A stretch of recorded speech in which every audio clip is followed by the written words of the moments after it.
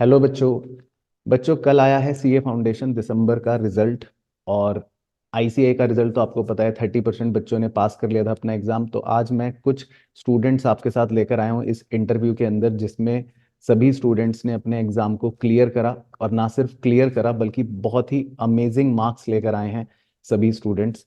और सबसे पहले आप सभी बच्चों को मैं बहुत बहुत बधाई देना चाहता हूँ कि आप सबने अपनी जो मेहनत करी उसका रंग आपको मिला, उसका एक तरह से प्रसाद आज मिला है। जो आपने मेहनत करी थी, माता पिता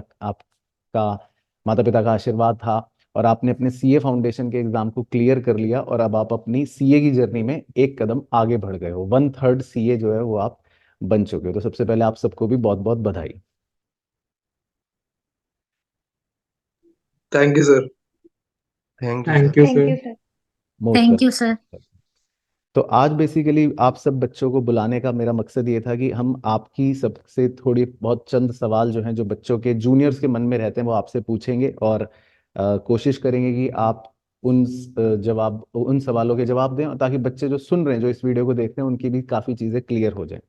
तो एक बार तो जल्दी से सब अपने बारे में बस ब्रीफ अपने मार्क्स बता देना, और किस सब्जेक्ट में आपके सबसे ज़्यादा मार्क्स आए हैं थोड़ा सा वो बता देना, स्टार्टिंग विद रिदिमा। तो रिदिमा, आप अपने बारे में, अपने मार्क्स और सबसे ज़्यादा किस में आए वो सबसे पहले बता दें जनता को। Hello everyone, my name is Riddhima and I have secured 323 out of 400 in my CA Foundation December 2023 attempt. Okay, और And in highest? accounts I have scored, yes sir, highest I am in eco में 90. Eco में 90, बहुत ही amazing Ridhima, बहुत ही amazing. कुमकुम जी, आपके कितने marks आए हैं?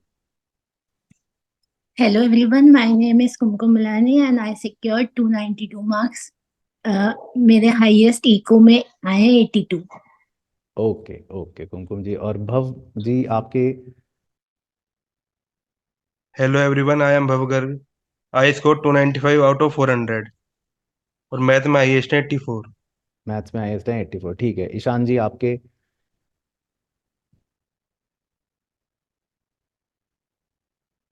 तो ईशान जी अभी करते हैं ज्वाइन। तो आदित्य भाई, आपके कितने मार्क्स आए हैं? So, hello everyone, I am Aditya and I have secured 303 marks and sir मेरे highest eco में है 87।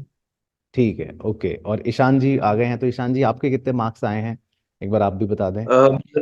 So hello everyone, my name is Ishan and I scored 311 marks in my CA Foundation December attempt and the highest marks which I've scored is in economics 90. Okay, Ishan ji के भी economics में 90 marks आए हैं, ठीक है। दामिनी जी, अगर आपका ऑडियो है सही, तो आप भी एक बार अपने मार्क्स बता दीजिए कितने आए हैं जनता को।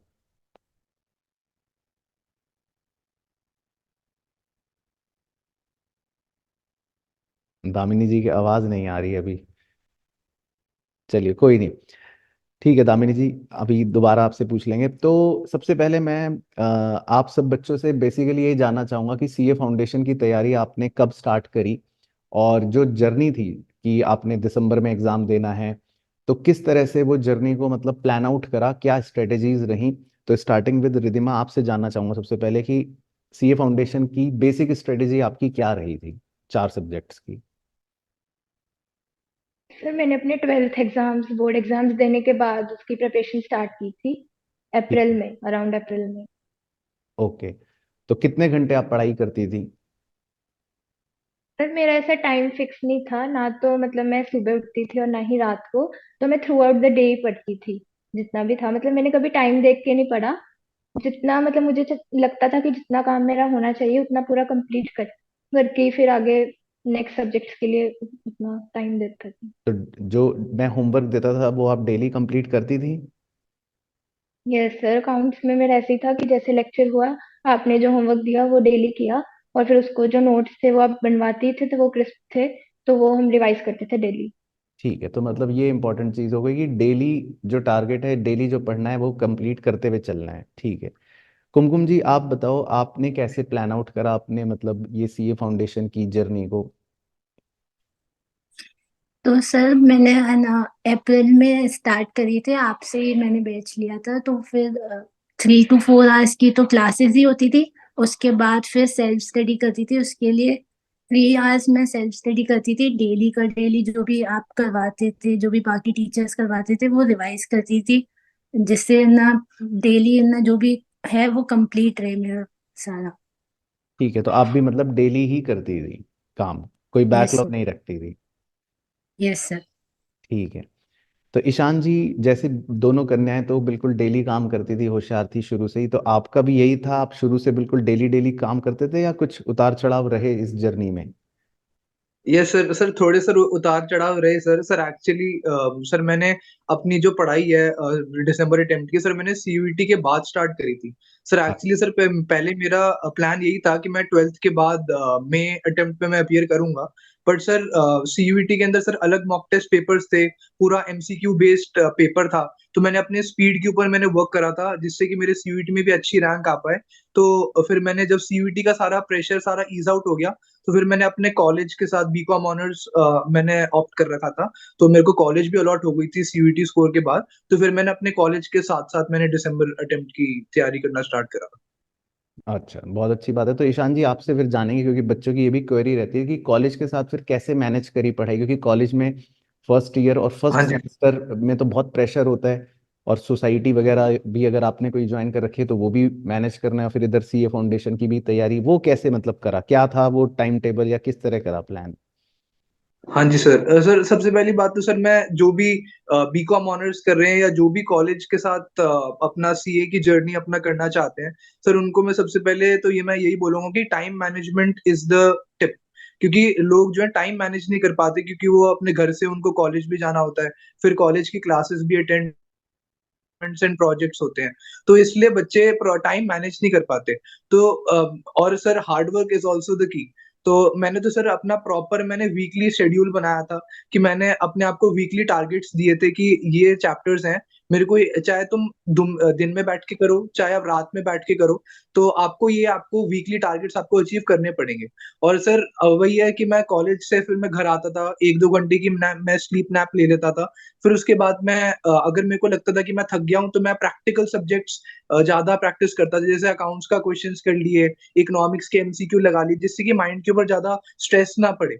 और जो छुट्टियां थी, सैटरडे संडे था, तो मैंने अपना कोई भी टाइम वेस्ट नहीं करा, किसी भी फ्रेंड्स वगैरह से ज्यादा मैंने मतलब अपनी बातचीत नहीं करी। तो मैंने अपना वीकेंड्स को फुल यूटिलाइज करा अपना टाइम।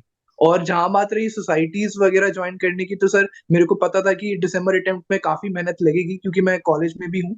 तो मैंने कोई भी ज्यादा सोसाइटीज में अपने आप को इंडल्ज नहीं करा फर्स्ट सेमेस्टर में।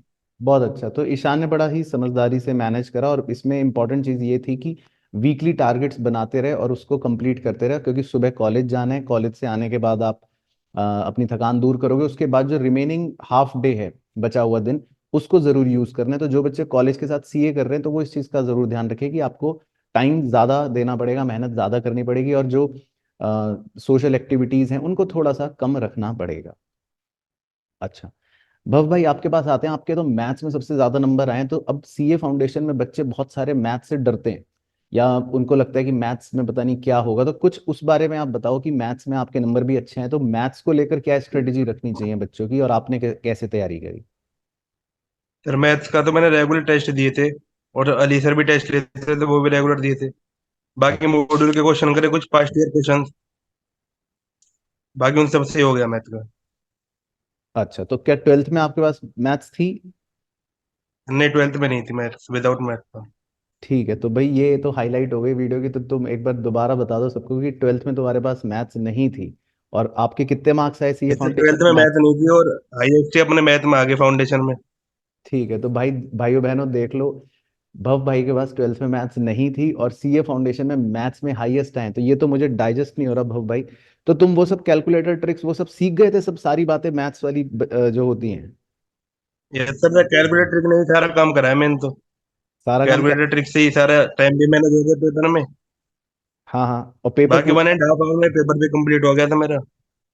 अच्छा, चलो, ये तो बहुत ही अमेजिंग बात है, बहुत ही मतलब अमेजिंग बात है, और इससे तो मुझे लगता है जूनियर्स आपको भी मतलब ये लर्निंग तो मिलेगी, और कम से कम एक इंस्पिरेशन है ही है, सीधी दिख रहा है आपकी आंखों के सामने कि अगर ट्वेल्थ में मैथ्स नहीं भी पढ़ी तो आप सीए फाउंडेशन की मैथ्स को क्रैक तो कर ही सकते हो, और हाईएस्ट मार्क्स जैसे भव लेकर आए देखो, वो भी ला ही सकते हो, बहुत अच्छे मार्क्स ला सकते हो। बहुत बहुत बधाई भव भाई, आपसे पूछेंगे भी आगे। अच्छा आदित्य जी, आप बताइए आपकी जर्नी कैसे रही, और थोड़ा सा लॉ के बारे में बताना, क्योंकि लॉ में कैसे करना है बच्चों को नहीं समझ आता। तो आपके लॉ में कितने मार्क्स आए? तो सर मेरे लॉ में 62 आए थे। बहुत अच्छा। तो 62 तो लॉ में मतलब ऐसे हो गए जैसे 12th में 92। तो कैसे लॉ पढ़ा आपने? लॉ में इतने मार्क्स कैसे ले आए आप? सर लाइक जैसे अंकुर सर हमें लेक्चर्स देते थे, सर लेक्चर्स को मैं लाइक रिपीट करके भी सुनता था, कभी कभी कोई पॉइंट क्लियर ना हुआ। And sir Ankur sir writing practice काफी करवाते थे एवरी क्लास के बाद, वो सर क्वेश्चंस की प्रैक्टिस करता था मैं। एंड सर कुछ सेल्फ नोट्स भी होते थे मेरे, कुछ सर जो अंकुर अंकुर सर नोट्स प्रोवाइड करते थे उनसे अपने नोट्स बनाता था थोड़े थोड़े। एंड सर बाकी टेस्ट ने काफी हेल्प हेल्प करी। नहीं तो बट जैसे मेरा ही डाउट है, जैसे बच्चों की क्वेरी आती है कि टीचर ने मान लो क्लास में पढ़ा दिया, वो तो सब सुनते हैं, कहानी बताई, कहानी समझ आ गई, लेकिन मतलब फिर भी लॉ लिखते समय क्या होता है, बच्चों के मार्क्स बहुत कट जाते हैं। तो टीचर ने पढ़ाया, वो समझ में तो आ गया, वहां तक तो सब बच्चे सेम है, लेकिन अब लिखने की प्रैक्टिस फिर आपने और कैसे करी? या मतलब वो जो मार्क्स कटते हैं बच्चों के, आपके हिसाब से कहाँ कट जाते होंगे वो लिखने में, कि आपने कोई एडिशनल प्रैक्टिस भी करी? और अगर करी तो फिर मतलब कैसे चेक करे अपने आंसर्स? लाइक सर अंकुर सर ने हमें पढ़ाया तो सर मैं और फ्रिक्वेंटली रीडिंग लेता था, जो भी सर कंटेंट पढ़ाते थे उसकी सर लाइक क्लास के बाद एक बार कर ली, एक बार सोने से पहले कर ली। एंड सर जो मेरे खुद के नोट्स होते थे मैं उन्हें काफ़ी फ्रिक्वेंटली रीड करता था, तो सर लाइक डेफिनेशंस वगैरह काफ़ी क्लियर हो जाती थी। एंड सर फिर जो बुक के बैक क्वेश्चंस हो गए या सर एडिशनल क्वेश्चंस कराते थे उनकी काफ़ी राइटिंग प्रैक्टिस करता था। ठीक है, तो मतलब आपने राइटिंग पे जोर दिया है इसका मतलब लॉ पे। Yes sir. एंड लाइक जो आईसीआई का मॉड्यूल है उस पर काफी फोकस रखा था, लाइक सर डेफिनेशंस हो गई उनको as it is like learn करके एंड राइटिंग ऑल इट। ठीक है, बहुत अच्छा, बहुत अच्छा। अच्छा, अब क्योंकि ये तो थोड़ी सब्जेक्ट बात हो गई, अब कुछ नॉर्मल बातें कर लेते हैं हंस खेल की। तो रिधिमा जी आप ये बताओ, तो जब आपका कल रिजल्ट आया तो आपका क्या रिएक्शन था? जब आपका रिजल्ट आया, सर पहले तो पेरेंट्स। हाँ हाँ, बिल्कुल। हाँ सर, हम ना सुबह से वेट कर रहे थे जैसे 9 बजे से कि कब आएगा रिजल्ट। तो पहले जब भी जैसे कोई कह रहा है कि 2 बजे आएगा, 1 बजे आएगा, तो हम ऐसे ही वेट करते जा रहे थे, और फिर एकदम से मतलब 6:53 के अराउंड आया था रिजल्ट। हम्म। तब हमने बस जैसे ही रिजल्ट आया, मतलब एकदम से साइट बंद हो गई थी, मुझे लगा अब रिजल्ट आने वाला है। जैसे ही मैंने रिफ्रेश करा और फिर फटाफट मैंने अपनी डिटेल्स भर दी, और उसके बाद जैसे सबमिट का बटन दबाया, तो मुझे तो पहले विश्वास ही नहीं हुआ कि सबसे अरे पहले मैंने ये देखा कि मैं पास हूँ कि नहीं, और उसके बाद फिर मैंने नंबर्स देखे, ठीक है, तो तो मुझे पहली फिर भी नजर, विश्वास नहीं हो रहा था। ठीक है, तो पहली नजर पास पे पड़ी या नंबर्स पे पड़ी? पहले तो पास ही देखा, उसके बाद पास ही, नंबर्स देखे। उसके बाद नंबर देखे, ठीक है। और घर में पेरेंट्स सब खुश हुए थे, सबने साथ में रिजल्ट यस देखा सर, मिलकर? बहुत ज्यादा खुश थे। यस चल, सर, सब बहुत ज्यादा खुश थे। बहुत अच्छी बात है। बस इसी खुशी के लिए, इस एक पल की खुशी के लिए हम 10 महीने भी मेहनत करते हैं। तो कुमकुम जी, आप बताइए, आपका क्या रिएक्शन था? सर मॉर्निंग से तो वेट कर ही रहे थे, तो फिर और ज्यादा है ना टेंशन होने लगी कि पता नहीं अब क्या होगा। तो जब शाम को रिजल्ट आया तो मैंने मम्मी को बुलाया, तो मैं जब है ना रोल नंबर टाइप कर रही थी तो मैंने मम्मी सर से आई एम कहा था कि ऑडिबल। आप सबमिट प्रेस हाँ दामिनी, करना। ऑडिबल। अच्छा। यस मम्मी को सर। मैंने कहा था कि आप सबमिट करना, आप सबमिट करना, क्योंकि मैं तो नहीं कर पाऊंगी। इतनी देर में मेरे ना भाई ने ना सबमिट कर दिया। अब मैं मम्मी से कह रही सबमिट करो, जल्दी करो, तो वो इतनी देर में उसने कह दिया कि पास तो हो गई, अब क्या करेगी सबमिट करके। तो फिर देखा पास हो गई, तो फिर मम्मी और मैं ना रोने लग गए बहुत। फिर ऊपर देखा कि पास विद डिस्टिंक्शन, तो फिर और ज्यादा खुश हो गई, क्योंकि डिस्टिंक्शन अनएक्सपेक्टेड था। मुझे ये तो पता था कि पास तो हो ही जाएंगे, पर डिस्टिंक्शन का नहीं लगा था। चलो, बहुत अच्छा, बहुत अच्छा। तो दामिनी जी आपने ज्वाइन कर लिया, तो अच्छा, अब आपसे दामिनी जी यस जान लेते सर। हैं कि आपके कितने मार्क्स आए थे। अभी हमने यही बात करी थी बच्चों से, और हाईएस्ट किस सब्जेक्ट में मार्क्स थे? 326 थे sir total marks, and economics में 95। इकोनॉमिक्स में 95? ये कहीं क्लास 12th के मार्क्स तो नहीं बता रही हैं आप? No sir. अच्छा, पक्का श्योर? Yes sir. ठीक है, चलो, तो बहुत अच्छे हैं। तो इतने तो मेरे सीए फाइनल में 2 सब्जेक्ट्स के मिला के नंबर आए थे। तो बाकी फिर कल आपका रिएक्शन कैसा था जब आपने रिजल्ट देखा? घर में क्या माहौल था? सर बहुत अच्छा था, सबको बहुत अच्छा लगा रिजल्ट। तो पहले आपकी नजर पासवर्ड पे पड़ी या आपने सब्जेक्ट वाइज मार्क्स देखे? क्या देखा मतलब जब सर पास पे ही थी, पास पे ही देन दिए? फिर नंबर। ओके ओके, अच्छा जी, चलिए आते हैं आपके पास। तो ईशान भाई आप बताओ, आपका क्या रिएक्शन था? कोई यूट्यूब वीडियो आ रही है आपकी, रिएक्शन वीडियो कल के रिजल्ट की? सर एक्चुअली सर पहले तो सर मैं ये कहना चाहूंगा सर, जब रिजल्ट आने की देरी थी सर, बहुत सारे सर लोग स्पेकुलेशन बना रहे थे कि 1 बजे आएगा, 2 बजे आएगा, हाँ 4 बजे आएगा। सर मैं literally sir to be very honest sir मैं मूवी देख रहा था, क्योंकि सर जो भी सर लोग बोल रहे थे कि बार बार टाल रहे थे अभी 3 बजे 4 बजे, मैं कि चलो ठीक है एक बार आएगा मैं एक बार देख लूंगा। फिर जब एकदम से आ गया सडनली 7 बजे के आसपास आया, तो फिर मैंने थोड़ी प्रेयर करी, क्योंकि हमारे घर में एक छोटा सा टेम्पल है। तो फिर हमने थोड़ा माथा वाथा टेका, फिर उसके बाद हमने रिजल्ट देखा। तो सबने साथ देखा, परिवार ने, सहपरिवार? हाँ जी सर, हाँ जी सर, सबने सर चलो तो साथ में बहुत देखा था। ठीक है, तो सब बड़े खुश हुए होंगे जैसे ही रिजल्ट निकला। हाँ जी सर, हाँ जी सर, बिल्कुल सर। चलो बहुत बढ़िया। भव भाई, आपके घर में क्या माहौल था कल, या क्या रिएक्शंस थे? आवाज नहीं आ रही है, आपकी आवाज नहीं आ रही है। सर सब बढ़िया रहते, सब खुश थे सर। पूरे दिन यही चलता रहा, रिजल्ट आ रहा है रिजल्ट आ रहा है, फिर रात के टाइम आया रिजल्ट, तो देखा सब खुश थे, मम्मी ने भी तैयारी कर ली थी सारी। अच्छा, तो मम्मी, अब मम्मी खुश? हाँ सर बहुत खुश। बहुत खुश, चलो बहुत अच्छी बात है। तो मम्मी पापा भैया। अच्छा, सब बड़े खुश हैं। चलो, तो यही बड़ा अच्छा लगता है देखकर कि वो जो एक यस पल सर। की जो खुशी होती है ना, तो ये मोमेंट बन जाता है और हमेशा याद तो रहता ही है, और इसके लिए मेहनत करते हैं। अच्छा, बिल्कुल। चलिए ठीक है। दामिनी जी, अब आपसे कुछ और क्वेरीज हैं हमारे पास, जो जूनियर्स होते हैं सीए फाउंडेशन के, तो वो कुछ क्वेरीज पूछते हैं, तो मैं लिख कर भी लाया था, तो आपसे पूछ लेता हूँ। तो आप ये बताओ कि अकाउंट्स कितने घंटे पढ़ना चाहिए? ये बच्चों की कुछ क्वेरीज है। सर अकाउंट्स के अंदर प्रैक्टिस तो चाहिए, 2 to 2 आवर्स की तो कम से कम चाहिए रोज की प्रैक्टिस डेली की। डेली 2 आवर्स पढ़ना चाहिए, ठीक है। और लॉ, लॉ कितने घंटे डेली पढ़ना चाहिए? लो भी अप्रोक्सीमेटली, वो तो डेली ही पढ़ना चाहिए, किसी दिन भी नहीं छोड़ना चाहिए। 2 आवर्स तो हर सब्जेक्ट को चाहिए ही चाहिए डेली। तो मतलब एंड आपके जिसमें हिसाब आप से, वीक हो। हाँ हाँ, तो आप चारों सब्जेक्ट डेली पढ़ती थी, क्या टाइम टेबल था आपका? तो सर मैं डेली नहीं पढ़ती थी, मतलब थ्योरी सब्जेक्ट में सुबह पढ़ लेती थी, अच्छा। जो मुझे मुश्किल लगता था। जैसे थ्योरी लो मेरी वीक थी काफी, तो मैं उसको सुबह पढ़ लेती थी। एंड देन प्रैक्टिकल मैं बाद में पढ़ती थी। ओके, तो थ्योरी सुबह और प्रैक्टिकल आप शाम को करते थे, ठीक है। Yes sir. अच्छा आदित्य भाई, आप ये बताओ, जैसे बाजार में लोग कहते हैं कि सीए मुश्किल है, या ये है वो है, तो अभी तक की जर्नी के हिसाब से आपको क्या लगता है, मतलब सीए फाउंडेशन में की जो आपकी जर्नी रही, आपका अपने हिसाब से क्या एक्सपीरियंस रहा, कि मतलब मुश्किल है, आसान है? बच्चे क्यों 70% बच्चे पास नहीं हो पाए, आप जैसे बच्चे हो गए, तो क्या आपका एनालिसिस है अब तक की जर्नी को लेकर? तो सर सीए लाइक सर उतना भी डिफिकल्ट नहीं है सर, लाइक मेरा रेगुलर कॉलेज भी है, मैं बीकॉम भी कर रहा हूँ रेगुलर कॉलेज से। Sir it's like all about time management sir, हम टाइम कैसे मैनेज करते हैं एंड हम अपना फोकस कैसे रखते हैं। सर लाइक हम पढ़ाई कर रहे हैं तो हमारा पूरा फोकस लाइक पढ़ाई पे होना चाहिए, मोबाइल गैजेट्स को साइड में रख के। ठीक है।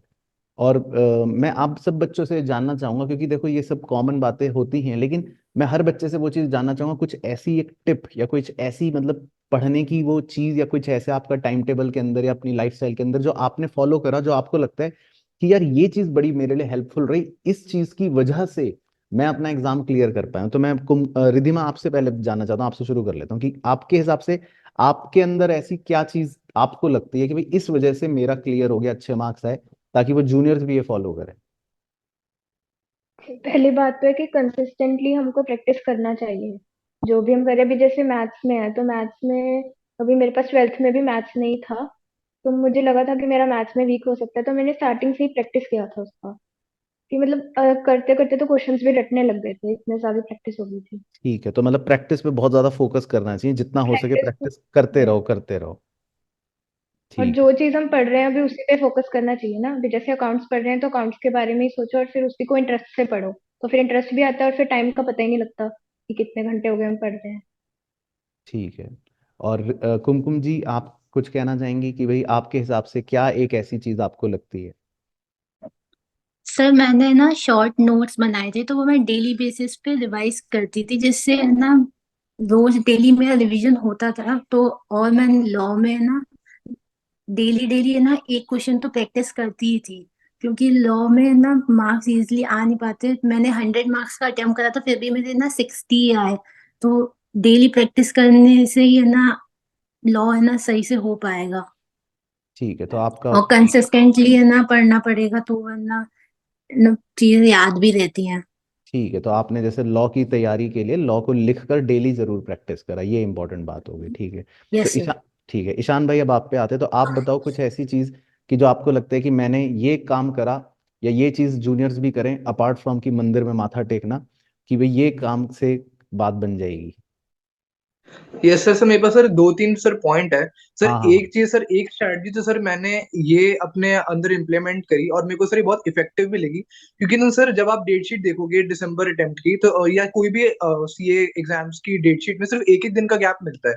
तो सर आप एक दिन के अंदर पूरा का पूरा सिलेबस सर आप अच्छी तरह से रिवाइज नहीं कर सकते। तो सर मैंने तो अपने में ये स्ट्रैटेजी इंप्लीमेंट करी थी कि आप चाहे बुक की मॉड्यूल की जितनी बार रीडिंग ले सकते हो उतनी बार रीड करो। जैसे लॉ के अंदर एक दिन के अंदर इतना सारा ह्यूमंगस सिलेबस कवर करना ऑलमोस्ट नेक्स्ट टू इम्पॉसिबल है।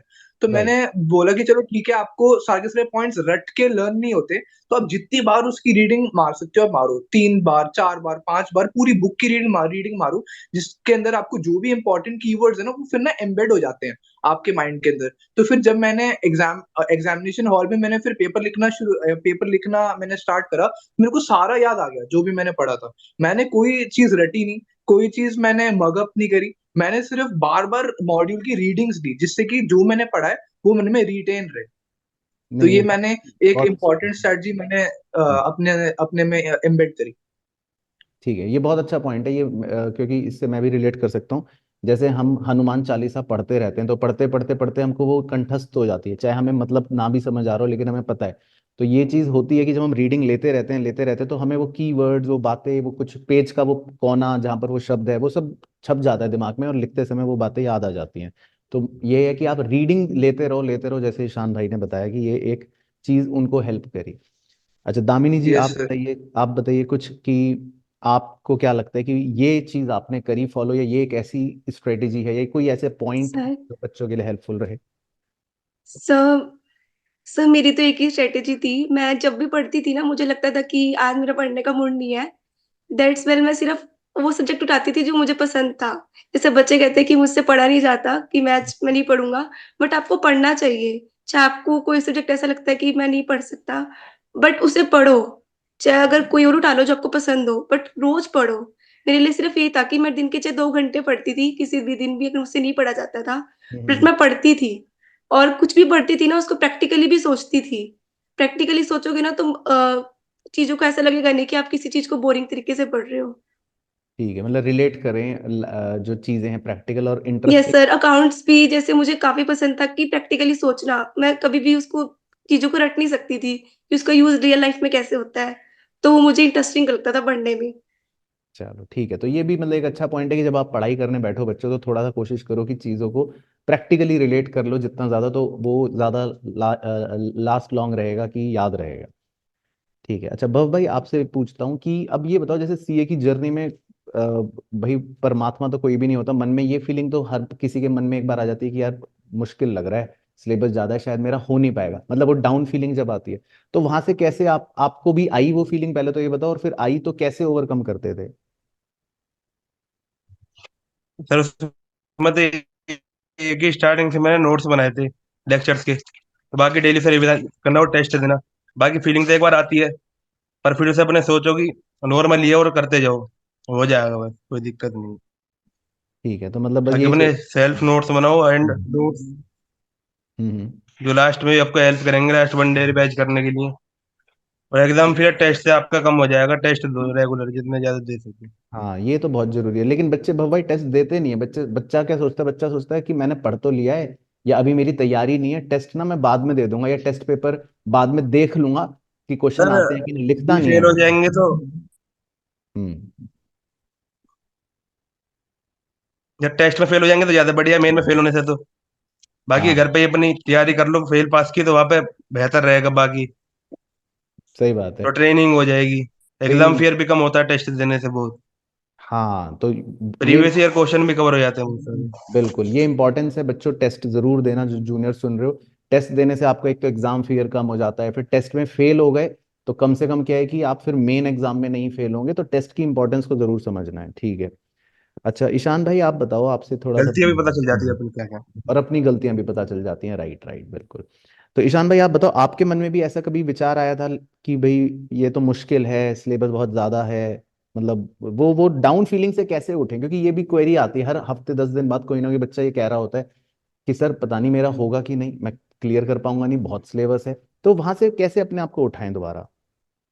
Yes sir. सर इसके अगेंस्ट सर मैं एक सर एक बहुत इंपॉर्टेंट पॉइंट सर लोगों को बोलना चाहूंगा कि ना, कई बार मैंने बहुत सारे टीचर्स को और बहुत सारे दूसरे कोचिंग इंस्टीट्यूट्स को ये बोलते हुए मैंने सुना है कि इस बार का पेपर बड़ा मुश्किल आ जाएगा, मिड अटेम्प्ट का पेपर बड़ा मुश्किल आ जाएगा, लॉ का तो बहुत सिलेबस है, एकदम वर्ड टू वर्ड आंसर्स होने चाहिए। मेरे हिसाब से सर वो चीज सर गलत है। क्योंकि ना सर चाहे जो भी दूसरा बोले, सर अपने आप को ना सर न्यूट्रल रहना सीखना होता है। और सर जैसे इस बार भी सर दिसंबर वाला अटेम्प्ट सर बहुत सारे लोग कह रहे थे लास्ट अटेम्प्ट है, मुश्किल आ जाएगा, ये है वो है। तो सर एकदम न्यूट्रल पेपर आया था, और कोई भी आईसीआई मॉड्यूल के बाहर का कोई भी सर क्वेश्चन नहीं आया था, टू बी वेरी फ्रैंक। तो सर हम्म। ये सिर्फ आपके माइंडसेट के ऊपर है कि आप उस एग्जामिनेशन को कैसे लेते हैं। क्योंकि सर जब मैं प्रिपरेशन करता था, मैं सर सबसे पहले मॉड्यूल के सारे क्वेश्चंस देखता था, पूरा मॉड्यूल रिवाइज करता था, एकदम वर्ड टू वर्ड मेरे को पता था कि इसका आंसर कौन से पेज पे लिखा है, या कौन से क्वेश्चंस मोर और लेस पूछे हुए हैं। और सर फिर मैं हम्म। जितने RTP, MTP, scanner, previous year question जितने मैं लगा सकता था मैं लगाता था। और सर मैंने अब इतने सारे क्वेश्चंस प्रैक्टिस कर ही लिए थे, तो मेरे को अंदाजा हो गया था कि मैं तो पास हो ही जाऊंगा। मेरे हर पेपर में मेरे 70 80 90 के आसपास ही आते थे। तो फिर मैंने वर्स्ट केस सिनेरियो भी लगाया, तो फिर मेरे को पता ही था कि मैं पास कर ही जाऊंगा दिसंबर अटेम्प्ट में। ठीक और है। सर अपने ऊपर सर भरोसा रखो कि जो मैंने पढ़ा है वो ठीक पढ़ा है, और सर दूसरों के बहकावे में आने की बिल्कुल भी जरूरत नहीं है। ठीक है शान भाई, तो बड़ा अच्छा लग रहा है आपसे बात करके। मतलब आपकी बातें सुन के मुझे ऐसा लग रहा है कि मैं, मतलब जो मैं अपनी जवानी में था सोच रखता था, वही आप भी रखते हो। मैं भी यही सब बातें सोचा करता था कि मतलब दुनिया तो यही कहती रहेगी मुश्किल आएगा पेपर, ये आएगा वो आएगा, लेकिन हमें तो अपने बारे में यही सोचना है। तो सर इसलिए सर मैं आपको एक बार सर मिलने भी आया था सर। मतलब हो गया सर, मैं 11th 12th में था, मेरे को कुछ डाउट्स वाउट्स भी थे, तो सर मैं आपके ऑफिस में एक बारी आपसे बात करने पर्सनली भी आया था इन्हीं सब चीजों से। सर आपसे से ही सर इंस्पिरेशन मिली है सर ये सब चीजों की। नहीं नहीं, बहुत अच्छी बात है। इसलिए मुझे लगा तुम्हारा चेहरा, इसलिए जाना पहचाना, मुझे लगा शायद तुम कोई बहुत बड़े यूट्यूबर होंगे, यस इसलिए सर। जान। सर मैं एक बार सर अपने पेरेंट्स के साथ सर आपसे स्पेशली सर मिलने के लिए आया था, अपने डाउट्स क्लियर करने के लिए और सीए की जर्नी के बारे में पूछने के लिए। ओके, इसीलिए फेमिलियर लगा चेहरा। लेकिन नहीं, देखो मेरे को तो तुम्हारी सोच अच्छी लगी कि ये मेंटालिटी का गेम बहुत है। तो हमें अपना जो मतलब ये जो फीलिंग आती है ना कि पता नहीं लोग कह रहे हैं मुश्किल पेपर आएगा या क्या हो जाएगा, ऐसा नहीं है। हमें अपने माइंडसेट को कंट्रोल रखना है। हमें बिल्कुल सही कहा ईशान ने कि न्यूट्रल रहना है। बहुत ज्यादा नेगेटिव नहीं सोचना, बहुत ज्यादा पॉजिटिव नहीं सोचना, न्यूट्रल रहना है। अच्छा रिधिमा जी, आप बताओ, कुछ ऐसी कभी आपको भी फीलिंग आई थी कभी कि मतलब मुश्किल लग रहा है, और पेरेंट्स जो हैं उन्होंने मतलब कैसे सपोर्ट करा आपको? या कभी मतलब घर में ऐसी कभी डांट पड़ी आपको कि बेटी तुम पढ़ नहीं रही हो? ये सब भी कभी होता था आपके साथ? नहीं सर, ऐसा कभी नहीं हुआ। उन्होंने तो हमेशा सपोर्ट ही किया था मुझे। मतलब ऐसा मेरे ऊपर कोई प्रेशर नहीं था, जैसा भी था वो उन्होंने हमेशा मुझे सपोर्ट ही किया था। और और आपको सर कभी? फीलिंग तो ऐसे कभी हाँ। कभी, कभी कभी तो होता था, पर ऐसे भी हमें रिजल्ट के बारे में सोचना नहीं चाहिए। हमें बस ये है कि हमें अपना खुद का काम करना चाहिए। रिजल्ट तो जो भी होगा वो अच्छा ही आएगा। अगर हमने मेहनत अच्छी की है तो फिर रिजल्ट भी अच्छा ही आएगा। चलो बहुत अच्छी बात है, पॉजिटिव माइंडसेट रखना चाहिए। आदित्य भाई आप बताओ, आपसे पूछते हैं, तो घर में कभी आपकी डांट पड़ी है पूरे सीए फाउंडेशन की जर्नी के दौरान कि भाई तुम पढ़ते नहीं हो, ये है वो है? नो सर, सर डांट नहीं पड़ी है सर। डांट नहीं पड़ी है, अच्छा ठीक है। और दामिनी जी, आपकी कभी घर में डांट पड़ी है कि भाई तुम पढ़ नहीं रही हो, ज्यादा मस्तीखोरी कर रही हो, ऐसा नो कुछ? सर, कभी भी नहीं। उन्होंने तो मुझे कभी कहा है कि मस्ती भी कर लिया कर, क्योंकि स्टार्टिंग से मुझे स्टडी में बहुत इंटरेस्ट रहा है। तो मुझे मस्त स्टार्टिंग से ही था। अच्छा, तो फिर इस बात को लेकर डांट पड़ी है कि भाई तुम मस्ती क्यों नहीं करे, थोड़ा खेलने कूदने जाओ, बाहर जाओ?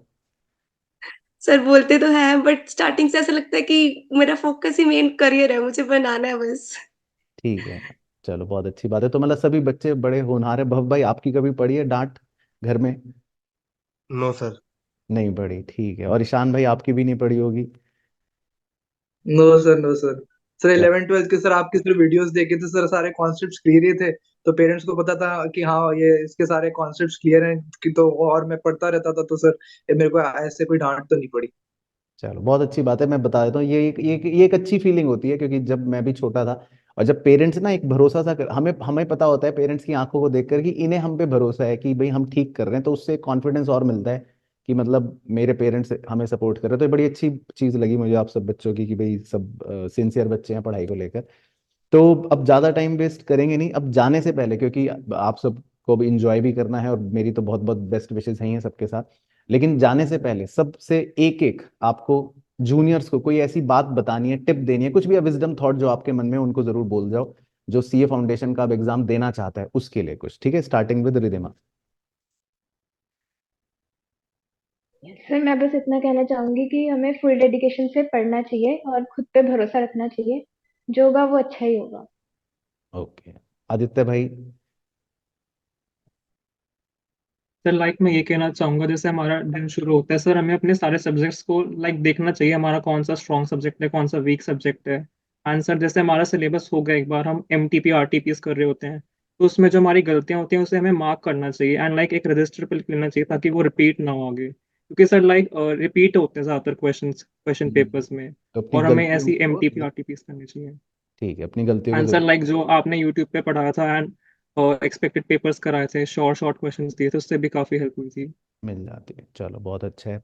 और ईशान भाई, आपकी कोई जल्दी से विजडम थॉट्स बच्चों के लिए? Yes sir. सर मैं तो सर लोगों को यही बोलूंगा कि आप अपनी पढ़ाई में कंसिस्टेंट रहें, अपने ऊपर भरोसा रखें, किसी के ऊपर बहकावे में ना आए।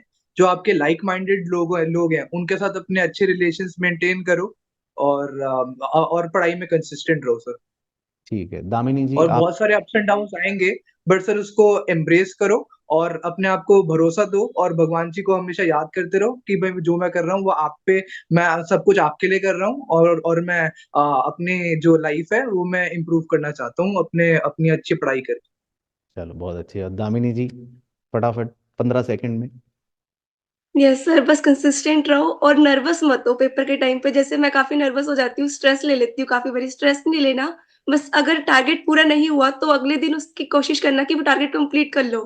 रोज का टारगेट कंप्लीट करने की कोशिश करनी चाहिए, तभी जाके ही हम आगे पास हो पाते हैं अच्छे नंबर से। और चलो मैंने भी यही फॉलो किया था अपने टाइम पे भी। ठीक है, ठीक है। कुमकुम जी, आप जल्दी से कोई मैसेज जूनियर्स के लिए? बस यही कहता है कि बस कंसिस्टेंसी मेंटेन करके चलो और टाइम करो सही से, और डेली के डेली वीकली टारगेट्स बनाओ, जिससे पता रहेगा कि आज ये करना है। जैसे सुबह डेली मॉर्निंग में उठ के हम लोग ब्लैंक ना रहे, और बस नर्वस नहीं होना है एग्जाम के टाइम पे, और जो भी होगा अच्छा ही होगा, बस अपने पे भरोसा रखना है। ठीक है, बहुत अच्छा, बहुत अच्छा। और भव भाई, लास्ट आप अपने अंदाज में कोई फाइनल मैसेज बच्चों को? सर स्टार्टिंग से नोट्स बनाते चलो, स्पेशली लो में, जो एंड में कोई दिक्कत ना आए, वनडे रिवीजन के लिए बहुत हेल्पफुल रहेंगे फिर वो ठीक है जी, तो अपने अपने एंड रिटर्न में। ठीक है, तो बहुत बहुत धन्यवाद आप सभी बच्चों को, और जूनियर्स को भी मेरी तरफ से बहुत बहुत बेस्ट विशेस। और आशा करते हैं कि आपकी भी सीए की जर्नी बढ़िया रहे, सुखद रहे। All the best. बाकी मुलाकात करेंगे आपसे फिर अगली वीडियो में। Thank you so much.